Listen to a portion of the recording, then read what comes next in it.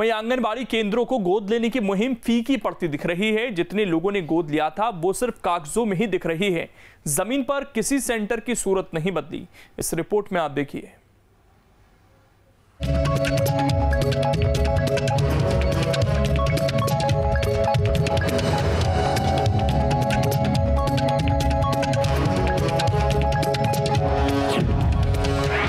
आंगनवाड़ी केंद्रों में नहीं बढ़ी सुविधा,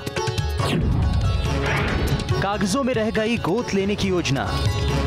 आंगनवाड़ी केंद्रों को इसलिए गोद लिया गया था ताकि उनकी स्थिति सुधर सके, लेकिन कुछ जगहों को छोड़ दें तो ज्यादातर जगहों पर यह मुहिम कागजी ही रह गई। गोद लेने के बाद ना तो संस्थाओं की दिलचस्पी बढ़ी और ना ही सुविधाएं बढ़ी।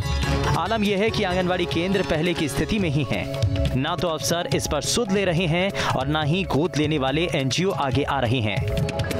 भारतीय जनता पार्टी सरकार में आंगनबाड़ियों के नाम पर भ्रष्टाचार का खेल चल रहा है। आंगनबाड़ी कार्यकर्ताओं को मानदेय नहीं मिल रहे हैं। आंगनबाड़ियों में जो खाद्यान्न और अन्य सामग्री आती है बच्चों के नाम पर, महिलाओं के नाम पर, उनमें भी भ्रष्टाचार किया जा रहा है।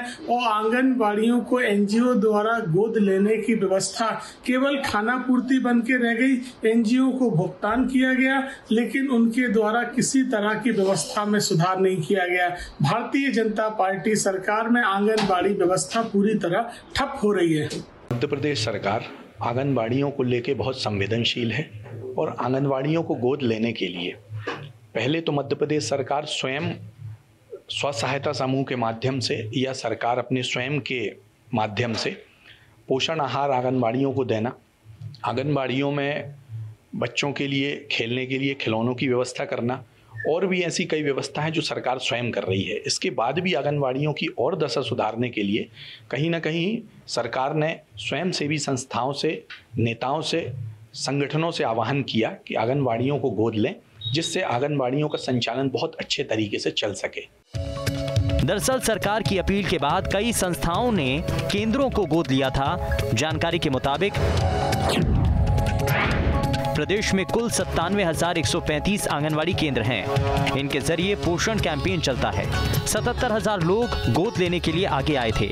77,185 लोगों ने पंजीयन कराया था। करीब 70,000 लोगों ने सहमति दी थी। गोद लेने वालों में अफसर, नेता और कारोबारी भी शामिल थे। लेकिन गोद लेने वालों को आंगनवाड़ी केंद्रों की कोई सुध नहीं है। केंद्रों को 1 साल के लिए गोद लिया गया था। 1 साल बाद नवीनीकरण होना था। इंफ्रास्ट्रक्चर सुधारने में मदद करनी थी।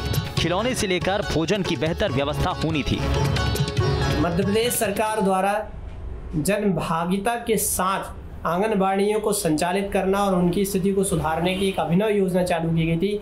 उनको गोद लेकर बहुत सारे जनप्रतिनिधियों ने, कई सामाजिक संस्थाओं ने, गैर राजनीतिक संस्थाओं द्वारा और अन्य व्यक्तियों द्वारा लगभग प्रदेश की 97,000 आंगनबाड़ियों को गोद लिया गया था। इसमें लगभग 1 लाख व्यक्तियों ने सहभागिता की थी। लेकिन दुर्भाग्य की बात यह है कि आज कुछ समय गुजरने के पश्चात यह देखने में आ रहा है कि केवल 10% आंगनबाड़ियाँ जो गोद ली गई थी वह कहीं ना कहीं कुछ काम कर रही हैं। 90% जो गोद ली गई आंगनबाड़ियाँ थी इस योजना का फलीभूत नहीं कर पा रहे। उम्मीद जताई जा रही थी कि आंगनवाड़ी केंद्रों को गोद लेने से बच्चों को बेहतर खाना और खिलौना मिल सकेगा। दूर दराज के इलाकों में भी बेहतर संचालन हो सकेगा। सरकारी खजाने पर कुछ बोझ कम होगा। लेकिन ये सिर्फ कागजों तक सीमित रह गया। दरअसल होता यह है कि दूर दराज के इलाकों में आंगनवाड़ी केंद्रों में खाना पूर्ति होती है। इससे सुपोषण अभियान को ब्रेक लगता है। कोरोना काल इसका ताजा उदाहरण था। कोरोना में आंगनवाड़ी केंद्रों का संचालन प्रभावित हुआ तो कुपोषण के मामले और बढ़ गए। कहीं ना कहीं इसीलिए सीएम ने लोगों से गोद लेने की अपील की थी, जिसके बाद लोगों ने दिलचस्पी लेनी शुरू की थी। ये सच है कि तमाम कोशिशों के बाद भी कुपोषण का कलंक खत्म नहीं हो पा रहा है। खुद नीति आयोग की रिपोर्ट ये बताती है कि 5 साल से कम उम्र वर्ग में मौत की दर बढ़ी है। 15 से 19 साल तक की लड़कियों में एनीमिया की दर 5% तक बढ़ी है। शहरी क्षेत्रों में 4.25% और ग्रामीण इलाकों में 5% तक की बढ़ोतरी हुई है। ये स्थिति तब है जब प्रदेश में कुपोषण कैंपेन पर सरकार हर साल करोड़ों रुपए खर्च कर रही है। मध्य प्रदेश में आंगनवाड़ियों की दशा किसी से छिपी नहीं है। इनकी हालत सुधारने के लिए NGOs को जिम्मेदारी दी गई, गोद लिया गया, लेकिन हालात नहीं सुधरे। आज भी आंगनवाड़ियां अपनी हालातों के लिए रो रही हैं। ज़रूरत इस बात की है कि जो अभियान शुरू किया जाता है उसे उसके मुकाम तक भी पहुंचाया जाए। Durgesh Kumar, team news state. अब इसमें एक खबर तो यह है कि सुपोषण का जिम्मा आंगनबाड़ी केंद्रों पर ही है। सुपोषण अभियान के लिए कई योजनाएं चली, लेकिन पिछड़े इलाकों में उसका फायदा नहीं हुआ। गोद लेने की योजना से उम्मीद बंधी थी, लेकिन वो भी कारगर नहीं दिख रही।